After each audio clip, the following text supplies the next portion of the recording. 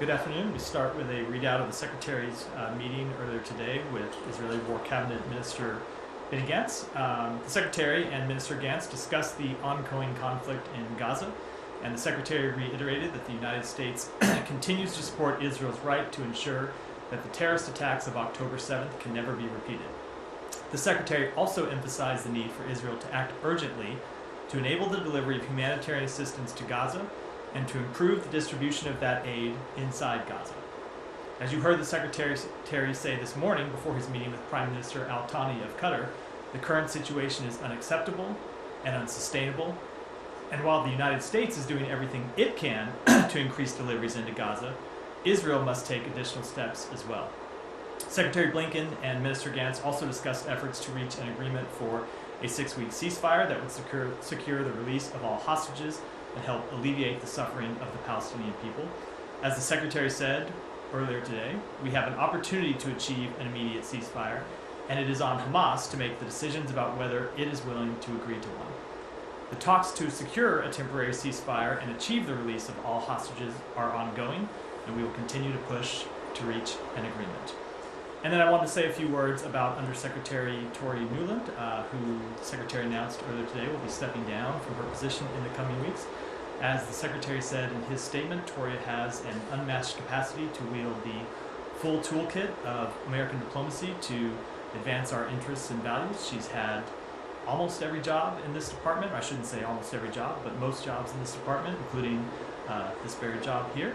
And I will say, just speaking personally, I first got to know Toria during at the early days of Russia's full-scale invasion of Ukraine. And the thing that struck me about her from day one was her clarity of purpose and clarity of voice, which I know all of you probably remember well from her, at least Matt, remember well from her time at this podium. So I know I speak for everyone in the department in saying we will miss her greatly, but we congratulate her on an extraordinary career. With that, Matt. Maybe you can get her down here to give us a farewell. One last briefing for old time's sake. Exactly. I'm sure she would love to argue with you for an extended. Probably not, but still, it would be interesting to hear her her thoughts on legal. Anyway, on the meetings this morning with both Qataris and Benny Gantz. When you say that you continue to support Israel's right to ensure that the events of October 7th can never happen again, when you say that, does that mean that you agree with the Israeli idea that Hamas has to be completely eliminated, eradicated, killed? So we support Israel in defeating Hamas, and to unpack that a little bit, I've said a little bit about this from the podium before. There are military objectives that Israel is trying to accomplish when it comes to defeating Hamas, and we support those military objectives. But then we're also going to have to defeat the ideology behind Hamas, and that is not something that can be accomplished on the battlefield. Something that we have learned in the United States in our long history with counterterrorism, that you cannot defeat an idea on the battlefield. You can defeat a terrorist group on the battlefield, but ultimately you have to beat that idea with a better idea. So we support their campaign to defeat Hamas, but we also support a broader political resolution that will address the legitimate aspirations of the Palestinian people. Well, do you think at the moment that the Israeli strategy is actually helping to defeat the ideology, or is it not? I think we are in the middle of a military campaign, and it's not the right time to offer assessments about the broader struggle, but we've spoken out many times to say that Israel has to be careful that in achieving a tactical victory, it doesn't endure a strategic defeat, and it remains our advice to them not to do that. Okay, and then just in terms of the negotiations that are going on, I don't know if Minister Gantz is completely up to date on the latest of it, but presumably Sheikh Mohammed is, since his country is brokering it. What sense did you get, other than the ball is in Hamas's court? Are the differences that still exist surmountable, or are they impossible? So the Secretary did discuss those ongoing negotiations both with Prime Minister Al-Thani and with Minister Gantz. And I'm not going to get into this won't surprise you, as I said, I'm not going to get into the underlying details of the conversation, negotiations. In our view, the obstacles are not surmountable. Not insurmountable, excuse me. In our view, should be possible to reach an agreement. We think the proposal that Israel put on the table in consultation with the United States and with Qatar and Egypt is one that Hamas should agree to. And it's one that would alleviate the suffering of the Palestinian people and bring about an immediate ceasefire for 6 weeks. And so we think that agreement can be reached. But as I said, and as you heard the Secretary say, ultimately Hamas has to make decisions as well. Okay, and this will be my last one. But when you say the obstacles, in your view, the obstacles are not insurmountable. One of the things that you have said repeatedly, over and over again, is that Hamas could end this right now by just surrendering, laying down all their weapons. Clearly, that's not going to happen. So is that not an obstacle that you are putting into the calculus now? I think we're a little bit conflating two things. They could end this entire conflict, right? We don't need a temporary ceasefire. Hamas would lay down their weapons and stop fighting. You could have a permanent ceasefire because Israel would have accomplished its military objectives. With respect to the temporary ceasefire that we are trying to achieve, we very much think that an agreement is reachable. So you don't think that Hamas has to lay down their weapons and surrender in order to get a temporary? To get a temporary ceasefire, no. Obviously, we would support them laying down their weapons and reaching ending this conflict. But that is not what we're discussing with respect to a 6 week ceasefire. Thank you. Just some comments in the past couple of hours. One by Hamas saying that this negotiations can't last indefinitely, and the President Biden saying that it's dangerous not to have a ceasefire in place by Ramadan. I mean, is there a sense that the clock is ticking for this? That I know you say that as soon as possible, but is there a sense that it's basically not necessarily now or never, but that we really need to get it before Ramadan? I would not put it that way. The clock is always ticking, but the clock is not ticking because of in my view, because of Ramadan coming up. The clock is ticking because everyday people are suffering. Innocent Palestinians are suffering, and the hostages are suffering. So the clock is always ticking because we want to end that suffering of both hostages and innocent Palestinians as soon as possible. And so we would like to have gotten an agreement last week. We would like to get an agreement today. We would like to get an agreement by Ramadan or even before that. So the clock is really not related to Ramadan, but related to the ongoing suffering that we are trying to bring to a close. Coming to the humanitarian situation, which you described as unacceptable and unsustainable. Your colleague John Kirby yesterday in a briefing talked about. I was asked about what's preventing more aid from getting into Gaza. It talks about there have been some inorganic obstacles thrown up. Inorganic obstacles thrown up in some cases by members of the Israeli cabinet that have made it hard to get aid in. What are those obstacles like? What are the obstacles specifically that he's talking about? So I'm not going to, I will let him speak to what he was speaking to, but I will say some of the obstacles that we have seen from the Israeli political establishment. You have seen ministers in the Israeli government block the release of flour from port at Ashdod. You have seen ministers of the Israeli government supporting protests that blocked aid from going into Kerem Shalom. So all of those things are obstacles coming from ministers inside the Israeli government that we have called out, that we have said are unacceptable, and that we have said should end. Does that include the refusal to open the Erez crossing?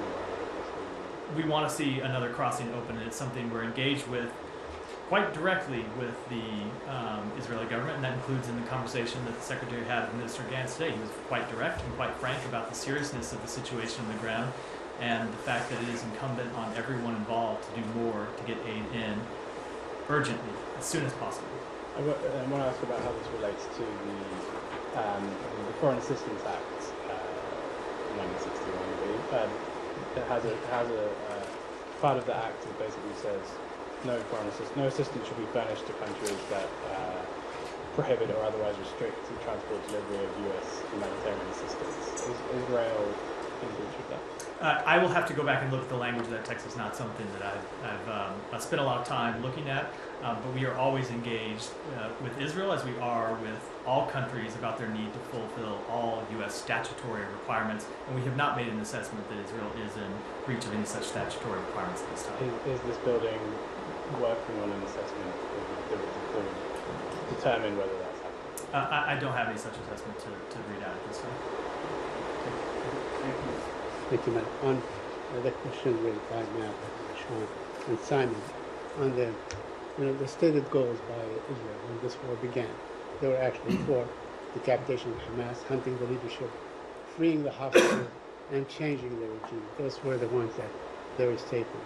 Now, 150 days later, how far along have those meetings gotten? I mean, they probably degraded Hamas by and large, but do you have an assessment on how much of Hamas has been degraded? I will leave it to Israel to offer those types of assessments. So, but certainly, you support their goals. You just said that you support their pursuit of these goals, which means that if you are going to continue with the same kind of support that we have seen thus far, it means that this war will continue to go on. I cannot tell you how long. I cannot tell you how long this war will continue to go on. But if Israel were to stop the war today, Right. let's remember about what would happen, which is the same terrorist organization that launched the attacks of October 7th would still be in place, would still have the ability to plot attacks against Israel, would still have the ability to carry out attacks against Israel, and remember, have said still possess the intent to carry out attacks on Israel. Yeah, but you also said you cannot so easily defeat an idea, basically. And this idea was spawned by the occupation, by repression. I mean, it could happen in the West Bank, where we see a very heavy-handed Israeli occupation. It could happen elsewhere. So, I mean, how could you overcome that without offering the Palestinians something tangible that they can hang on to? So a few things. One, obviously the conflict and the dispute between Israel and the Palestinian people goes back decades. Two, there's nothing in that conflict, nothing in the months, years, decades leading up to October 7th that justified the violence of October 7th. And then three, I think you were well aware that we believe the ultimate way to resolve the long-standing conflict between Israel and the Palestinian people is the establishment of an independent Palestinian state with real security guarantees for Israel, and that's what we're working to try to achieve. If you allow me, just a couple more. By the way, on the 8th, can you update us on the whereabouts of Mr. David Sarafan? What is he doing? I don't know where he is today. I'm talking to All right. I wanted to ask you about UNRWA. I mean, I asked yesterday, but if I know that the U.S. is trying to encourage other donors to be generous and so on, but thus far there is no. Has there been any clarification on where you stand as far as the investigation that is ongoing, or when are you likely to resume the aid? So there has been no change in our status since you asked me the same question yesterday, that's right. which is Right. both of the investigations that the United Nations are conducting are ongoing, and we are not able to make a change in our status. We're not able to make either an underlying factual assessment or determine how that factual assessment would affect our status until those investigations are completed, which they, Because, as of yet, are not. I know I asked about this yesterday, but millions of Palestinians depend on UNRWA aid daily, every day. I mean, they don't wait for policies to be investigated and so on and so on. They still need it, and these people are, by and large, they are in dire need. And we fully agree with that. As you've said, as you've heard me say many times, you've heard the Secretary say, we support the work of UNRWA. And while we are exploring other options to get food assistance into the Palestinian people while our funding of UNRWA is paused, we are also in conversations with other international partners about the ways that they can fill gaps. Remember, our funding that we suspended, we weren't due for another large payment until June. That's still several months away. So we are working to do everything we can to make sure that the delivery of humanitarian assistance into Gaza, and then the really important role that UNRWA plays in ensuring that aid is distributed inside Gaza, can continue, and in fact not just continue, but be improved. Thank you. A couple of questions. Hungary finally signed the ratification of Sweden's membership. Do you expect the possibly instrument of ratification this week? So we've not yet received the instrument. It was just signed this morning. We do expect it to be delivered to Washington in the coming days, and for Sweden's accession to NATO to be completed, but I don't have an exact timing to provide today. On that line, there are reports that Prime Minister Orban will meet with former President Trump in Mar-a-Lago this week. Do you have any consideration? I don't have any comment on the Prime Minister's Well, purported moving meetings. to Ukraine, if I may. May I get your thoughts on the ICC arrest warrant today for Russian military commanders?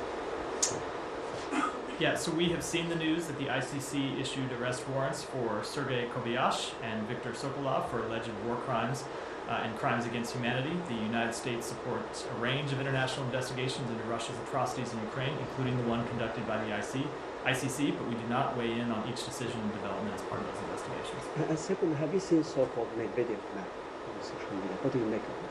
I think I saw a tweet related to it. I didn't look at the map, so I don't have a comment on it. Unless you'd like to enlighten me about what it shows, I can imagine. And finally, we start up with Secretary Victoria. She want to remind you that she, last month she was in Kiev and she made a statement saying that 2024 will bring certain solid successes on the battlefield. And she said, Putin is going to get some nice surprises on the battlefield.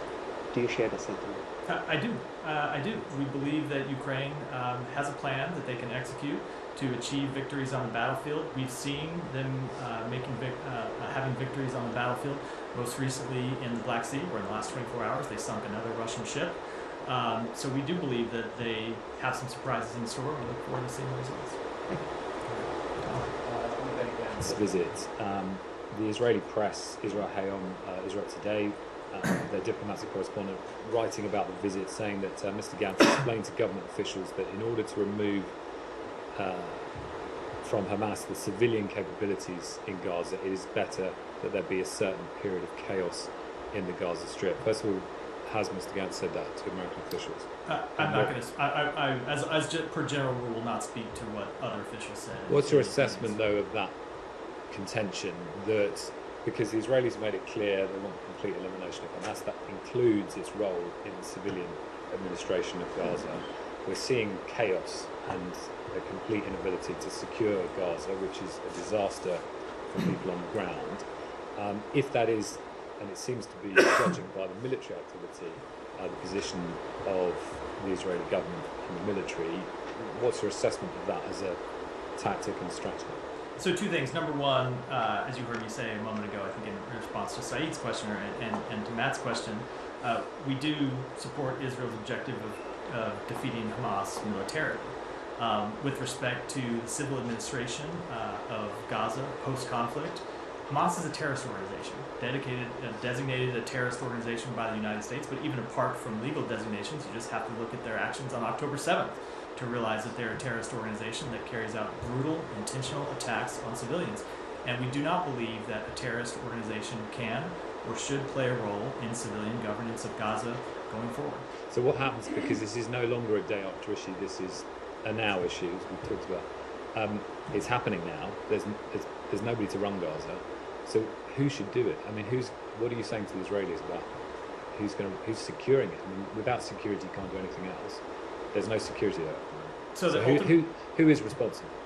So right now, Israel is the power that has brought a military that is ultimately in charge of the security situation on the ground. We believe that there needs to be a transition ultimately to governance led by the Palestinian Authority, and that would include security and other government functions led by the Palestinian Authority, and with respect to both the West Bank and Gaza.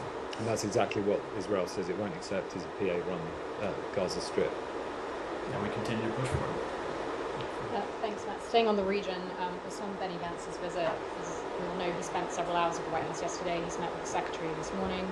There's been some reporting that Gantz was surprised at the strength of criticism that he faced about the humanitarian situation when speaking to the Biden administration, and I was wondering if you are able to comment at all on whether that seems accurate, given that he's met with the Secretary this morning. And then I had another question about him. I will not speak to the minister's impressions, just as I would never speak to the impressions of another foreign government official coming out of one of our meetings. But I can say the Secretary was quite direct and quite frank in his conversations today about the urgency of addressing the humanitarian crisis in Gaza, both in South and Central Gaza and also in Northern Gaza, as was brought to light so vividly and tragically last week with that terrible incident in Northern Gaza. And is there any reason why he would seem surprised, given that this department and the administration have repeatedly... Again, I just don't want to speak to his impressions. Okay, and on Hamas, Hamas spokesperson had spoken to the BBC, I think yesterday, and had brought up this issue of not being able to pull together a list of hostages for Israel. And given that Israel is saying that one of their, that they require a list of hostages as part of a ceasefire agreement, how do you square the two? It's a chicken or egg situation. Do you have any comment on Hamas saying that that's their sticking point? So I don't want to speak. I kind of don't want to speak to it in detail, just because I think it gets perilously close to talking about the underlying negotiations. But I will just say, speaking generally, if you are Israel and you are in discussions about an agreement where you would see the return of a certain number of hostages, it is a fair question to Hamas to show you that they can actually deliver on that deal and show you who those hostages are and confirm that they are alive and confirm their status. And so we think that is very much a legitimate request by the state of Israel to know what exactly Hamas can deliver and what is the status of the hostages that they are holding, the hostages they have held for well over 100 days now, and are they actually prepared to deliver them over as part of any agreement? Thank you, Matt. Two questions. The United States' ultimate goal is the complete and verify the denuclearization of North Korea.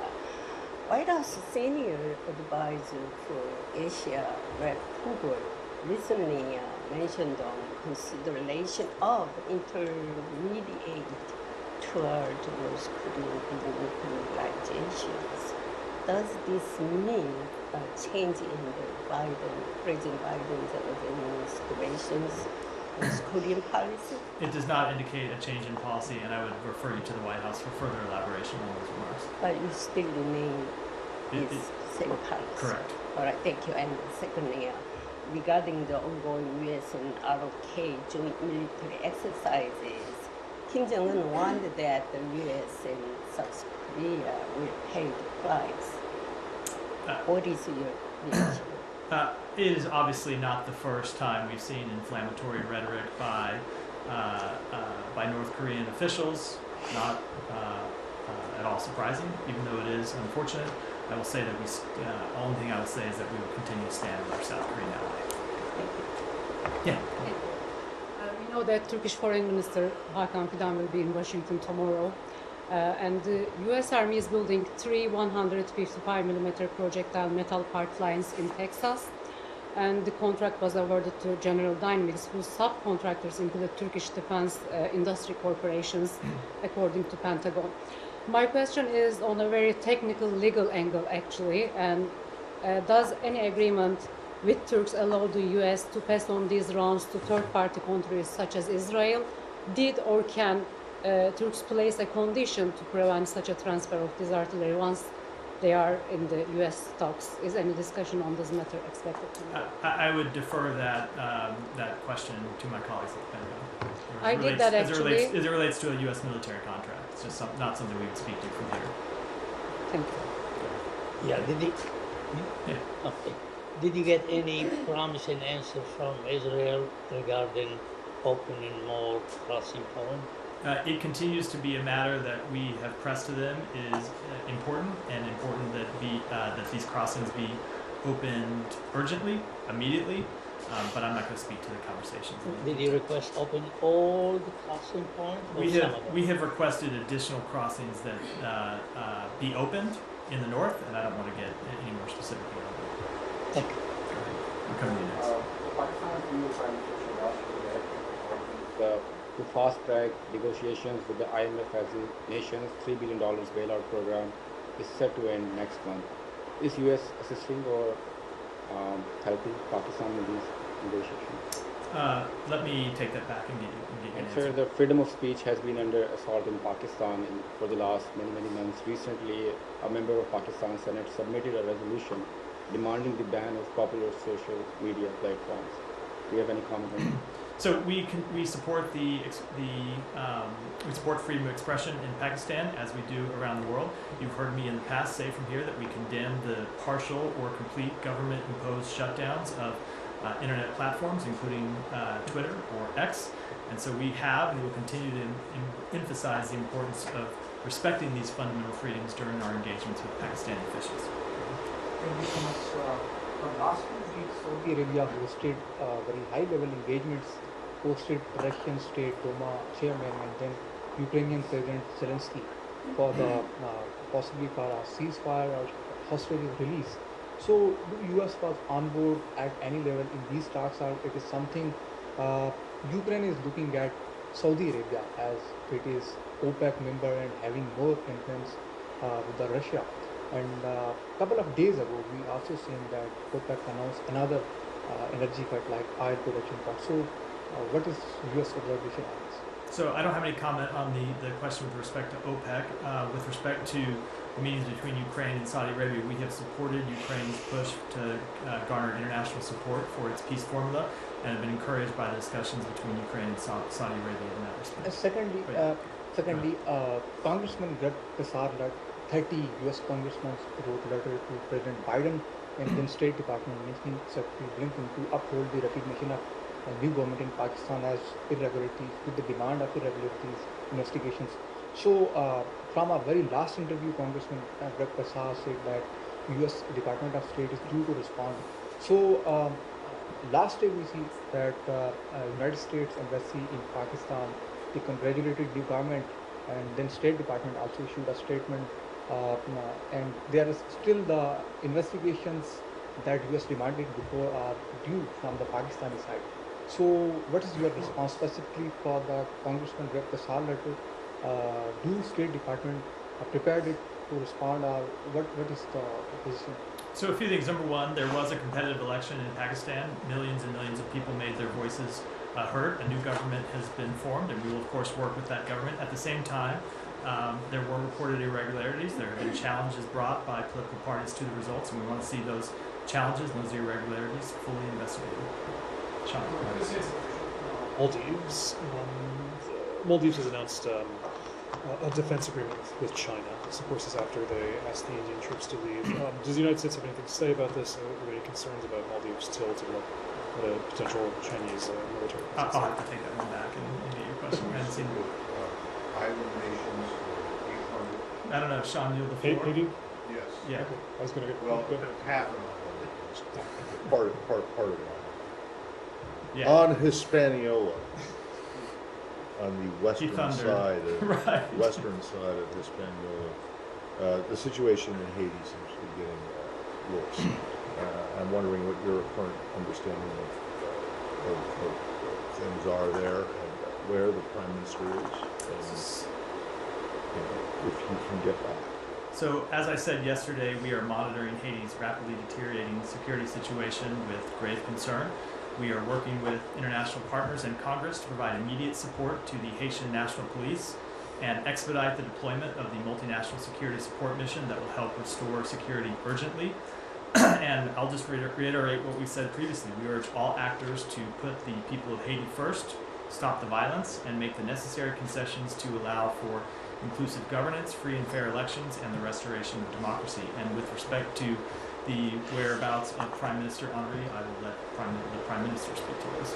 Well, he seems somewhat indisposed at the moment. So, is he in the United States? We have remained in close contact with senior Haitian government Okay, officials. so then you And know where he is. And I will, Is but he I, in but the I, United I States? will let the Prime Minister speak to his own whereabouts. Yeah. Just stating that there's some of the gang leaders, one of them nicknamed Barbecue for the listeners. He's saying that basically the Prime Minister should be out. That there should be a change of leadership in Haiti. What does the United States feel about this? Is self-confidence that Prime Minister Henry is able to lead? Or what about the election call in Haiti? Do you have a comment on that? So I'll just reiterate what I said a moment ago, which is that we all urge all actors to put the people of Haiti first. Stop the violence. That would, of course, include these gangs that are responsible for the recent violence, and make the necessary concessions to allow for inclusive governance, free and fair elections, and the restoration of democracy. Go ahead. Oh yeah, go ahead. An archipelago. I'm searching my mind. Yeah, I don't comment on domestic matters, Matt. The tensions between the Philippines and China over the South China Sea. Philippines summoned China's deputy chief of mission in Manila to protest what it called aggressive actions by Chinese naval forces. Are you in discussions with the Philippines about this?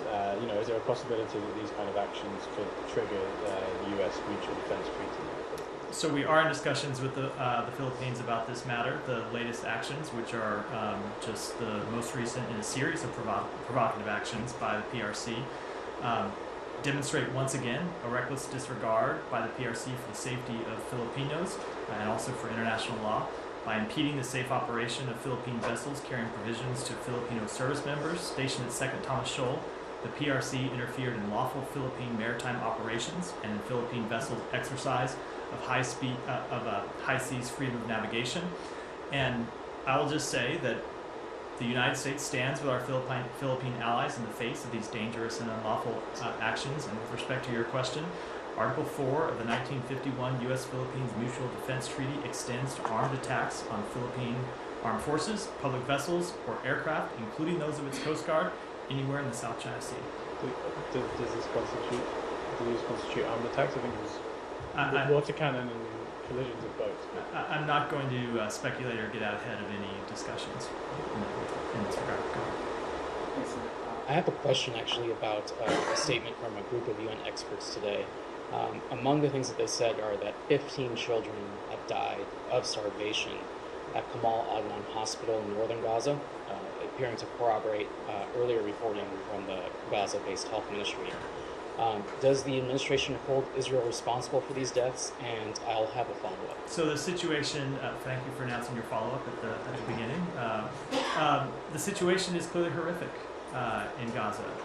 I spoke to this somewhat yesterday when I said that there are far too many families, and you can see it when you looked at this video last week of these people running out at 4:30 in the morning to try to storm a convoy because they don't know where their next meal is going to come from. And I think there are far too many families, parents, I feel this acutely as I'm sure a number of people in this room who are parents do. Parents don't know if they're going to be able to feed their children or when they're going to feed their children. And I'm sure there are many parents who are skipping meals to take what limited food they have and give it to their children. So the deaths of any children are unacceptable. And we have made that clear to the government of Israel. And when it comes to responsibility, look, Hamas obviously is responsible for starting this war and hiding behind human shields and using civilians as a tool in this conflict. But Israel needs to do more to ensure that food gets in to address the very real, dire humanitarian needs of the Palestinian people. Well, those same experts in that statement said, and I'm going to quote here, Israel systematically denies and restricts the entry of humanitarian aid into Gaza by intercepting deliveries at checkpoints, bombing humanitarian convoys, and shooting at civilians seeking humanitarian assistance. Is that an assessment with which you agree? So Israel is letting humanitarian assistance go in through checkpoints. I don't think anyone would dispute that. Do they need to let more go in? Yes, absolutely they do. Do they need to do more to deconflict, to ensure that people who are trying to get access to food and water? Yes, of course they do, and that's something we continue to be in conversations with them about. Thank you. Go ahead. The main goal, it seems like that eliminating Hamas from Gaza and destroying their ability to continue existing there. And as my colleague indicated, after 5 months, we have famine, starvation, 30,000 killed, most of them kids and women. Do you believe that is a fair price for eliminating Hamas? Is my first question. No, and we do not want to see any civilian killed. We've made that absolutely clear. We want to see Israel do more to protect civilians. We want to see Israel do more to keep civilians out of harm's way. And we want to see them do more to allow humanitarian assistance to come in. So it's not fair price. So I think you look at you're looking at it the wrong way. There is no level of civilian deaths that are acceptable. Now, Israel's facing a difficult military situation because, as I said, Hamas continues to hide behind human shields.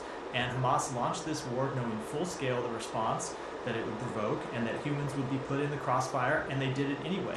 Now, that doesn't alleviate Israel's burden. We don't want to see a single civilian killed, and Hamas not only could end this war by laying down its arms, Hamas could agree to a ceasefire today that would alleviate this suffering, and they have not agreed to do that. Okay, this leads to the second question. Yeah. Have you ever considered to let civilian people move from Gaza to Israel and have citizenship like indigenous people, like same scenario in the USA, indigenous people move to their former occupied land and have a citizenship like indigenous people in the US historically, and they have a full citizenship. So they are civilian. You care about civilian. You have a very good kind heart toward these kids and women and other civilian people. Why you don't let them move to the Israel and have a full citizenship and live as a... So what we have heard over and over again from leaders in the region, including from leaders of the Palestinian people, is that they do not want to see the forced displacement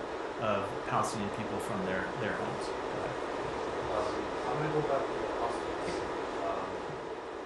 You mentioned that the list that Israel is asking for is legitimate, and Hamas should provide that list for hostages. The question is this then the sticking point that is preventing the hostage deal from moving forward and getting finalized? I'm not going to get into underlying conversations and negotiations. But you agree with Israel that this list has to be provided? We agree that it's a legitimate request when you're in negotiation about the return of hostages to actually see a list of what hostages return. Absolutely. But how can Hamas possibly provide that kind of list without having some sort of a ceasefire? Because those hostages are not with Hamas, not all of them at least. Some of them are with other factions. And there is a need for some sort of truce so that Hamas can basically search for them and find them. I think that is a question for Hamas, not for the United States. They took these hostages. No, They took these hostages. They continue to hold them. If they continue to hold them, they must know where they are. Not all of them. This is clear. I mean, I have heard Hamas say that. But look, if they are going to be, you don't believe if they are what Hamas is no, saying? that's it. If they are going to be, if they are going to agree to a deal that would include the release of hostages, it is certainly a legitimate question for Israel to ask: which hostages are they agreeing to turn over? President Vladimir Putin last week said that it's hypocritical of the United States to call on Russia to resume the strategic stability dialogue while Washington is doing everything possible to inflict a strategic defeat on Russia on the battlefield in Ukraine. Do you actually believe that it's time for a strategic dialogue? So I don't have any update to the statements that we have already made with respect to strategic dialogue, but when it comes to the strategic failure that Russia has achieved in Ukraine, there are two reasons for that.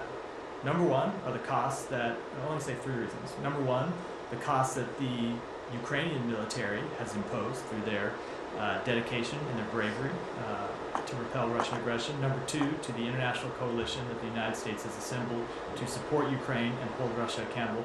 And number three, it's Vladimir Putin's own miscalculations and own callousness to the tens of thousands of Russian soldiers that he sent to an early grave by launching this war in the first place. And U.S. Ambassador to Russia, Lynn Tracy, said today that the U.S. Embassy is discussing with the Russian government the possibility of resuming some consular services at the U.S. Embassy in Moscow, including issuing visas to Russian citizens. Can you confirm that? I don't have any update on her comments. Go here and then we'll wrap up for today. Yeah. Can you give us at least other highlights of the Turkish Foreign Minister visit in terms of U.S.-Turkey strategic mechanism meetings, and does the U.S. anticipate the exclusion of Turkey from the CASA sanctions, and when will we know the approximate delivery length of the F-16s? I do not want to get into any of those matters in advance. I'll just say as a general rule, we would prefer to wait until after a meeting, have the private conversation first, and then talk about matters that were discussed after the fact. With that, we'll wrap for today. Thanks, everyone.